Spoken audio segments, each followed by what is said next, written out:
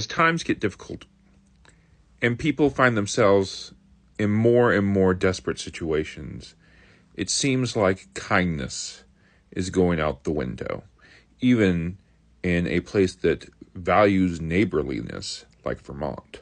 And I'll use this article about the town next door from where I live, St. Albans, Vermont. They have a banner above the town that says, "All are welcome here."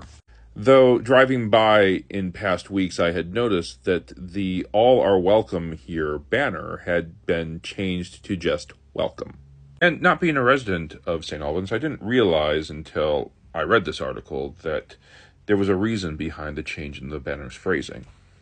And the reason was a response to petty crimes and drug abuse rising in the community.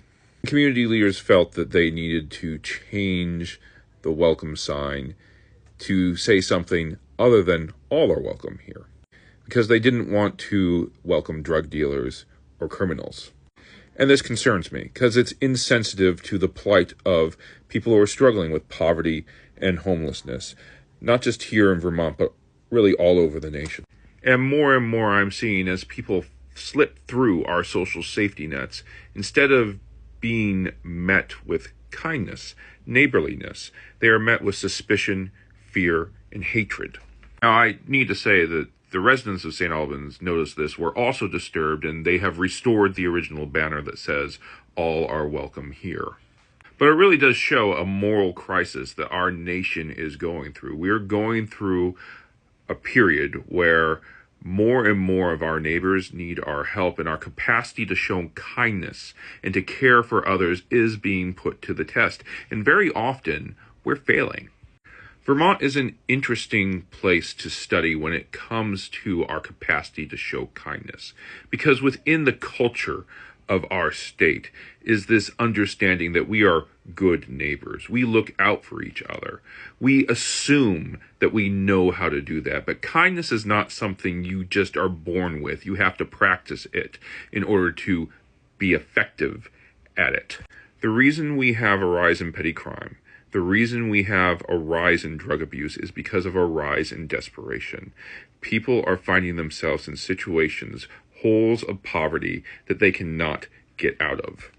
And in every community, there are always those who give in to despair.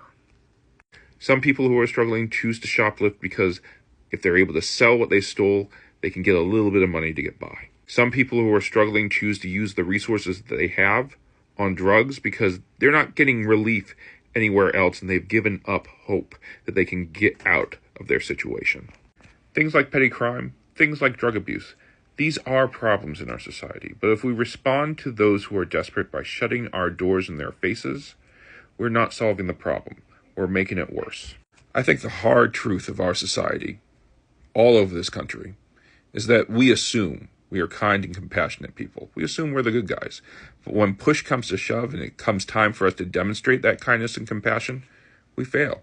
We choose ourselves. We need to exercise our kindness. We need to exercise our compassion. And honestly, we could use a few more spaces like churches, mosques, synagogues that preach that message of kindness and love and give people real opportunities to put it into action.